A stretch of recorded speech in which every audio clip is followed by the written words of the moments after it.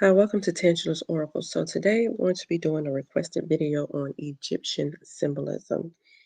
This was a requested video.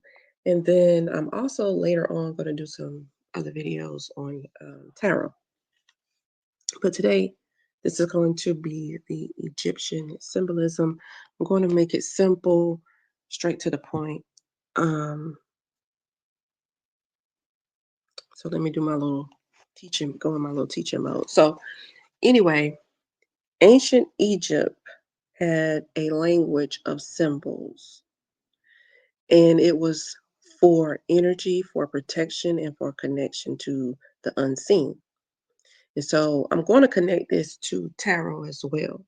So if you read tarot, you've probably seen some of these symbols, okay, just under a different name or whatever visual. So the first thing we're going to look at is the Ankh. And the Ankh is the life and the vital energy, and is parallel to the Sun card in the Ace of Cups in tarot. So this looped cross thing is about eternal life. And when we say life, we're not just talking about existing, but we're talking about truly living your life.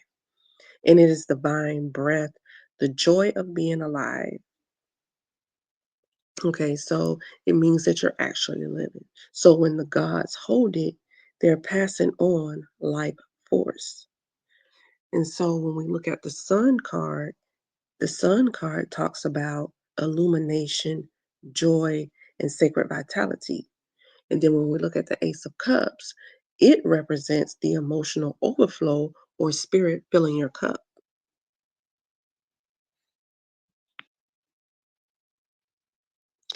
Now, let's look at the Eye of Horus. And the Eye of Horus talks about healing and protection,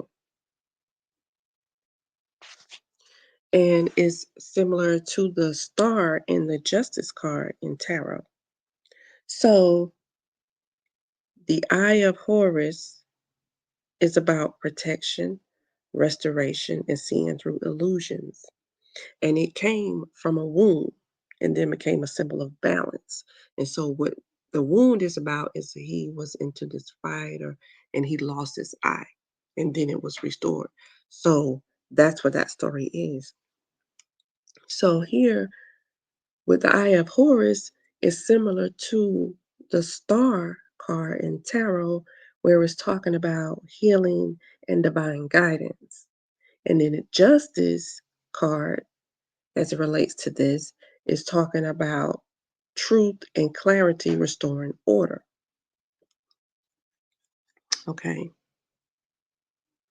Now, when we go to the Scarab, this is talking about transformation and rebirth, and it's parallel to the Death card in Judgment card in tarot.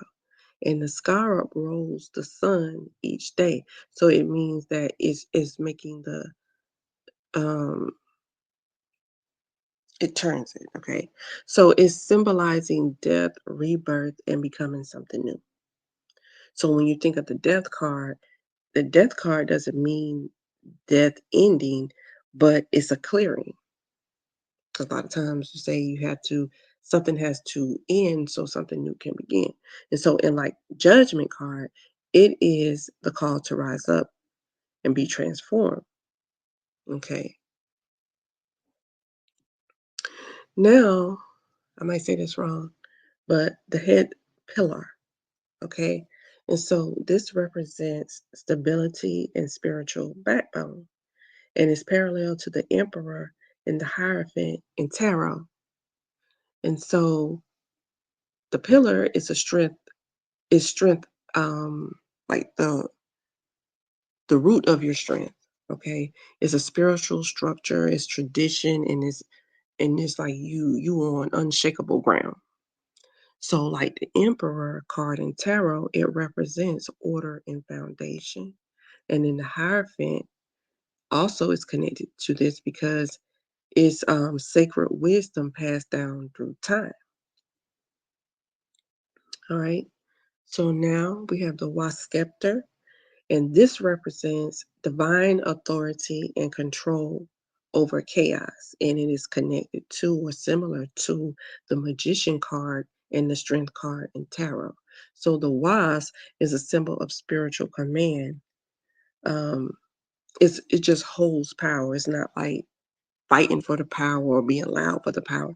It's just you hold the power. And so, similar to the magician, it channels intention into reality. And then for the connection to the strength card, it represents calm, sacred control. Now, when we look at the Shin ring, it represents eternity and wholeness, and is similar to the World card and the Wheel of Fortune in tarot. So the Shin ring is it's like a rope, and it doesn't have an end, and it symbolizes protection in a never-ending flow. And so, like the World card in tarot is about completion. And then, like the Wheel card in tarot, is cycles. So whatever is meant for you will keep circling back. Now, now we have some other symbols, and it would be what you would call nature symbols. And so we have the lotus, the lotus flower. And so that represents spiritual awakening, and is similar to the temperance and the high priestess cards in tarot. And so the lotus means it's like you rise up from the dirt or the mud untouched. Okay. So it's the journey of the soul towards the light. So, like the temperance card in tarot, it reflects that slow, graceful balance. And then, like the high priestess card, it speaks to the hidden wisdom unfolding within. Okay. So now we have the sun disk, and the sun disk represents divine life force. So, like the sun card and the empress card in tarot. So the sun disk is pure radiance. Okay, it's divine creativity, joy, and warmth. And in Egypt, to them, it was like literal life. Okay. So, like the sun card is all about light and growth. And then in the Empress is the fertile, nurturing solar energy. Okay, so you look at the Empress card, sometimes you'll see that. Okay, so now we have, and I might mess this word up, Uraeus, which is the cobra, and that represents the protection and power. So it's similar to Queen of Wands and the Tower card in tarot. So the cobra is not here to play with you. The cobra is for protection. Okay. And it was placed on their crowns, like it's going to strike down or strike at a threat fast. Okay.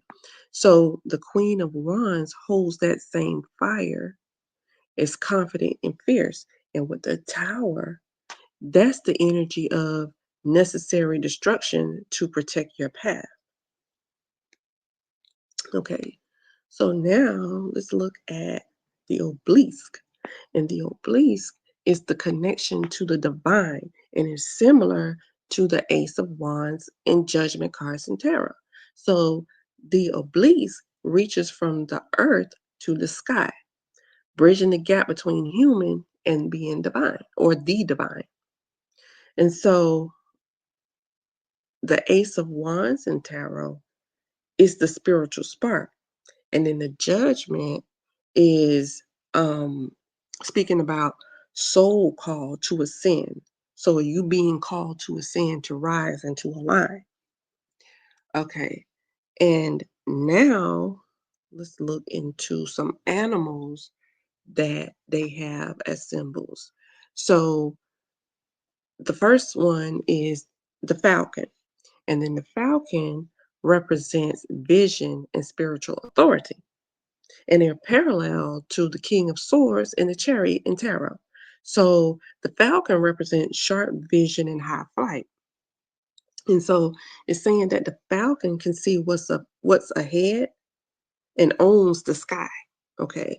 So, like the King of Swords is clarity and discernment.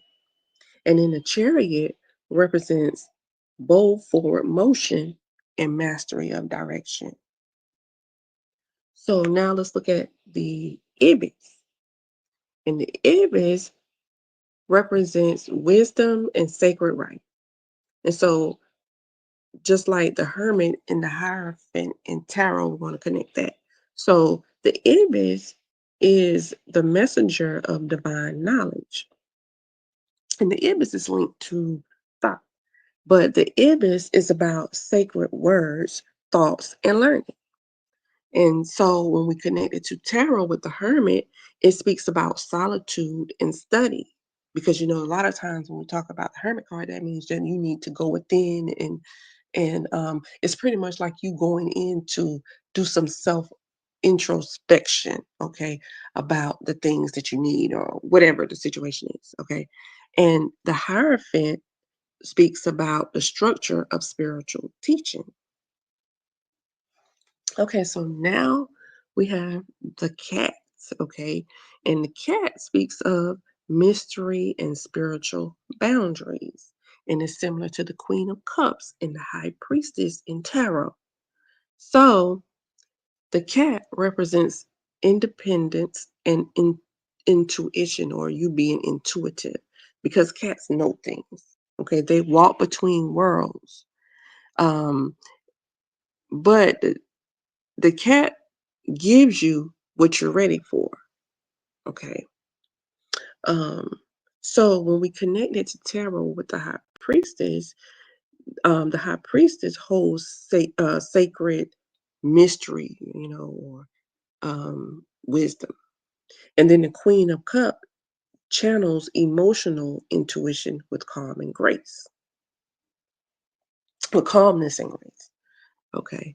So now let's look at the jackal. And the jackal represents transition and shadow work. And it's similar to the death card and the moon card in tarot. So the jackal is linked to Anubis and walks with the souls through shadow. And it's the guardian during the endings and transformations. So, like the death card in tarot, it speaks to change. And then the moon reflects the unknown, like fear, truth, and trusting um, yourself, how you moving in the darkness. Okay. And so the last one that I'm going to talk about is the lioness. Okay. So the lioness represents divine protection and power, and is similar to the strength card and the Queen of Wands in tarot. So the lioness doesn't defend, she warns. She's fierce, she's graceful, and if you cross her, it's over. so, so now when we connect that to the strength card, because on the strength card it has the lion on it, this represents Leo, okay?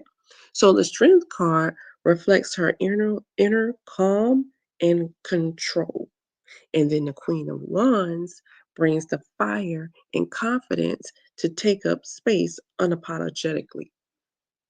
So those are um, some of the Egyptian symbols, because you may see those the most often. Okay. Um, so you can leave comments down at the bottom if you would like to comment. Um, but like I said, I'll be coming back to do another video on tarot, and I'm going to break those down. Okay. So thank you for watching.